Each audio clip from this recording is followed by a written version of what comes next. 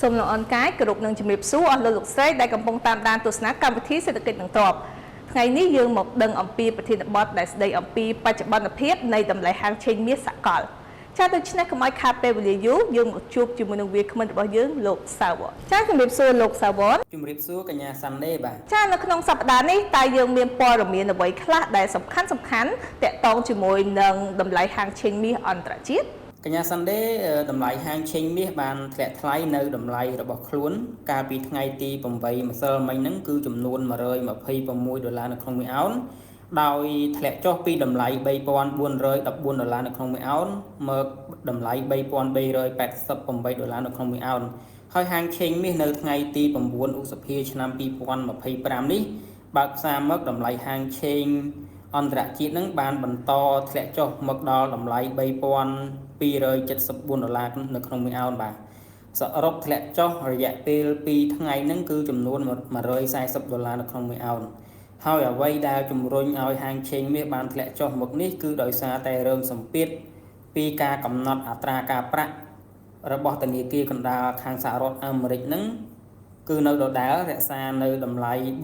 4.50% កាលពីថ្ងៃប្រហ័សទី2គឺបណ្ដាប្រទេសមួយចំនួនដែលបានឈ្នះនៅក្នុងសង្គ្រាមលោកលើកទី2ហ្នឹងដូចជាខាងប្រទេសអង់គ្លេសខាងប្រទេសបារាំងហ្នឹងបានធ្វើបុណ្យគម្រប់ខួប80ឆ្នាំនៃជ័យជំនះនៅក្នុងសង្គ្រាមលោកលើកទី2នេះផងដែរបាទកាលពីថ្ងៃទី8ឧសភា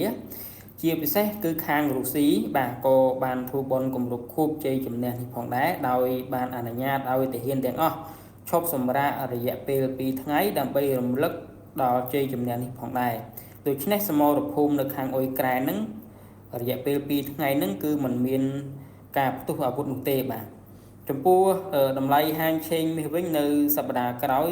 ខ្ញុំគិតថាវានឹងមានសន្ទុះងើបឡើងទៅវិញបន្ទាប់អំពីបុណ្យនេះចប់បាទវាជាឱកាសយើងរងចាំទិញហាងឆេងមាសអន្តរជាតិនៅតម្លៃ$3,274នៅក្នុង1អោននោះយើងនឹងមានឱកាសចំណេញច្រើនពីវាផងដែរបាទ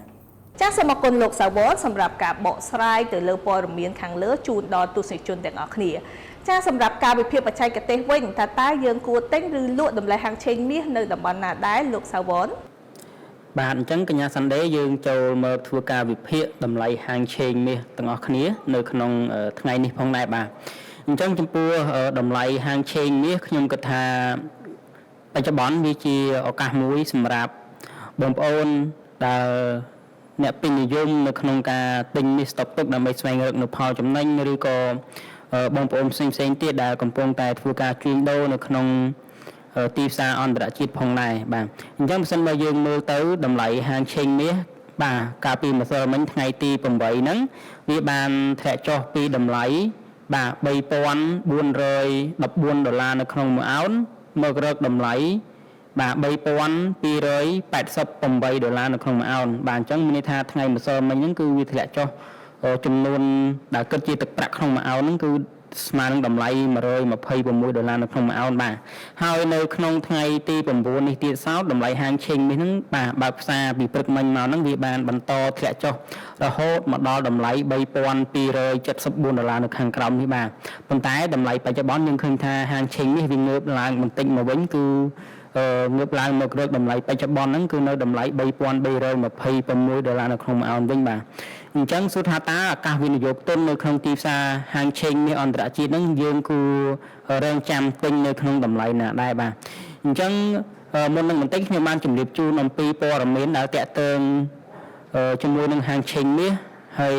ជាព័ត៌មានដែលជំរុញឲ្យហាងឆេងមាសធ្លាក់ចុះផងដែរអញ្ចឹងខ្ញុំគិតថាសប្តាហ៍ក្រោយមាសអាចនឹងមានសន្ទុះងើបឡើងទៅវិញអញ្ចឹងនៅក្នុងថ្ងៃនេះខ្ញុំគិតថាអ្នកវិនិយោគទុនគួរតែចាប់អារម្មណ៍នៅក្នុងការជួញដូរហាងឆេងមាស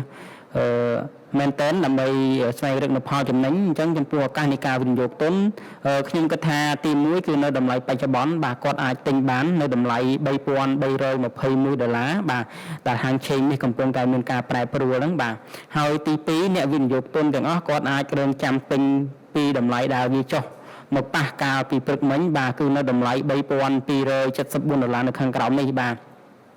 អញ្ចឹងបើសិនបានអ្នកវិនិយោគទុនរងចាំទិញបាននៅក្នុងតម្លៃ$3,274មែនខ្ញុំគិតថាគាត់នឹងមានឱកាសចំណេញច្រើនដោយសារតែសប្តាហ៍ក្រោយបន្ទាប់អំពីបុណ្យគម្រប់ខួប80ឆ្នាំនៃការបញ្ចប់សង្គ្រាមលោកលើកទី2ក៏ដូចជាទទួលបានជ័យជំនះរបស់ប្រទេសអង់គ្លេសប្រទេសបារាំងក៏ដូចជាប្រទេសរុស្ស៊ីហ្នឹងខ្ញុំគិតថាសប្តាហ៍ក្រោយទៅមាសនឹងមានសន្ទុះងើបឡើងទៅលើវិញតែម្ដងបាទអញ្ចឹងបច្ចុប្បន្នវាជាឱកាសមួយដែលអ្នកវិនិយោគទុនគួរតែទិញមាសនៅក្នុងតម្លៃបច្ចុប្បន្នឬក៏រងចាំទិញមាសនៅក្នុងតម្លៃដែលវាធ្លាក់ចុះមកប៉ះកាលពីព្រឹកមិញគឺនៅតម្លៃ$3,274បាទកម្មវិធីរបស់យើងឈានដល់ទីបញ្ចប់សូមថ្លែងអំណរគុណដល់ទស្សនិកជនដែលចំណាយពេលវេលាដ៏មានតម្លៃតាមដានទស្សនាកម្មវិធីនេះពីដើមដល់ចប់ចា៎នាងខ្ញុំសារ៉ានសាន់ដេនិងវាគ្មិនរបស់យើងចា៎សូមអរគុណនិងសូមជម្រាបលា